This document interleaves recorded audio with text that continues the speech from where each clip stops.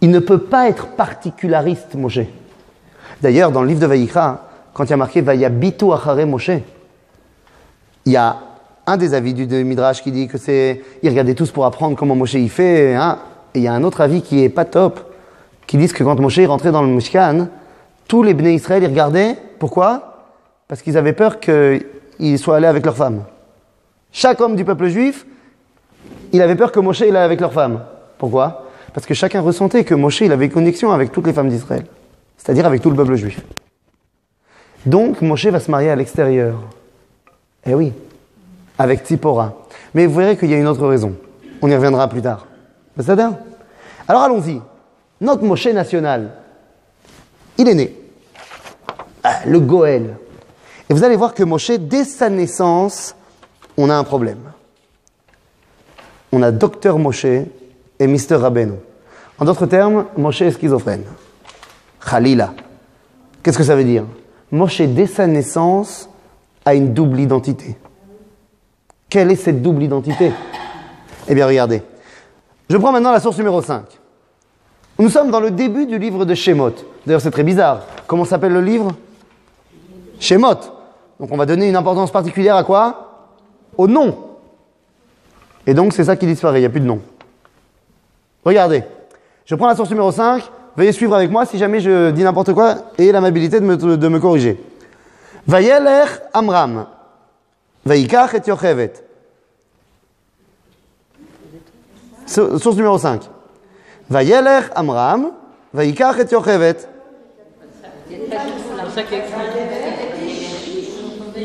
Enfin, vous dites que je ne sais pas lire? Je reprends la source numéro 5. Bevakasha. Vayelech Amram. Vayikach et Yochevet. Ah, c'est pas marqué, hein? Et pourtant, c'est ce qui devrait avoir marqué. C'est-à-dire, je sais qui c'est les parents de Moshe maintenant. Amram et Yochevet. Mais il semblerait que volontairement la Torah ne veut pas me dire qui c'est. Vayelech ish mi bet Levi. Mazé bet Levi. Levi, c'est comme on dit en arabe, c'est un luftmensch. Pour ceux qui comprennent bien l'arabe et pour ceux qui ne comprennent pas, je vais traduire. C'est un homme vent. C'est le Levi, c'est cher Levi. Mais le Levi, il n'a pas de Nachala. Le Levi, c'est un peu tout le monde. C'était le chef du peuple juif en Égypte. Vayelech ish mi bet Levi. On ne sait pas qui c'est un peu tout le monde. Vayikar slicha et bat Levi. On ne la connaît pas non plus. Tov. Vatar Aisha. C'est pas qui c'est. Vatelet ben. C'est toujours pas qui c'est. Il n'y a pas de nom. Vatere oto ki tovu. Ah bah ça c'est super. Donc la suite, normale. Vatikra et shemot uvia. Pourquoi pas? À chaque fois dans la Torah, dans le livre de Bereshit, quand on me rappelle quels sont les événements, les péripéties de la maman pendant l'accouchement, c'est ça qui justifie le nom du fils. Vatikra et shmo Reuven, kira Hashem beoni. Shama Hashem, vatikra et shmo Shimon. Apam yil lave ishi elai, Levi. Odeh et Hashem, Yehuda. Donc elle dit, Vatere oto ki tovu, Vatikra et shemot uvia. Toivi. Agav, c'est un des noms du Midrash. Dans le Midrash, un des noms qui est proposé pour Moshe, c'est Tuvia. C'est-à-dire. Et pour l'instant, pas de nom. Pas de nom.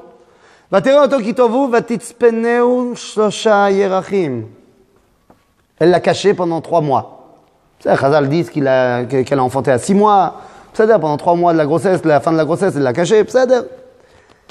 Veloach la od atspino. Ça fait 9 mois, les Égyptiens sont venus vérifier qu'est-ce qui se passe ici dans cette maison. Vous savez bien qu'on est après la décision de Pharaon, blablabla, jeter les bébés. Veloach la od atspino, vatikach lo tevat gome, vatachmera bachramer bazafet, vatasem ba et ayeled. J'ai une petite question. Ce garçon-là, cet enfant, Ayeled, ça fait combien de temps qu'il est à la maison? 3 mois. Je peux savoir comment il l'appelait à la maison? Yeled? Beni Ayakar? Hamoutchik? Baruch qu'il avait un nom. Vous êtes consciente qu'il avait un nom. Mais la Torah ne veut pas me le dire. À la preuve? La Torah ne me dit pas Vous comprenez bien, c'est évident que Amram et Yocheved, ils ont donné un nom à Moshe. Ils lui ont donné un nom. Quoi, ils n'ont pas fait une petite séouda? Alors oui, c'est vrai, le Midrash il dit qu'il est né Maoul, qu'il est né avec la Brit Mila, mais on est quand même obligé de faire sortir une goutte de sang. Ils ont peut-être fait une petite simcha, ils ont fait des fricassés, ils ont fait quelque chose. Quoi, ils n'ont pas dit Vatikaresh Mo Israël? Ils ont dit quelque chose, non? Yekutiel. Nous, l'autre avis du Midrash. Yekutiel. Mais la Torah ne me mentionne pas son nom hébraïque. Il s'appelle Yeled. Ok. Beseder. Et alors là, qu'est-ce qui se passe? Vatasem besouf al sefat ayor. Vatetatsav achoto. Pourquoi il n'y a pas marqué Myriam? Non, on ne sait pas qui c'est. Vatetatsav achoto merachok. La deat me'aya selo.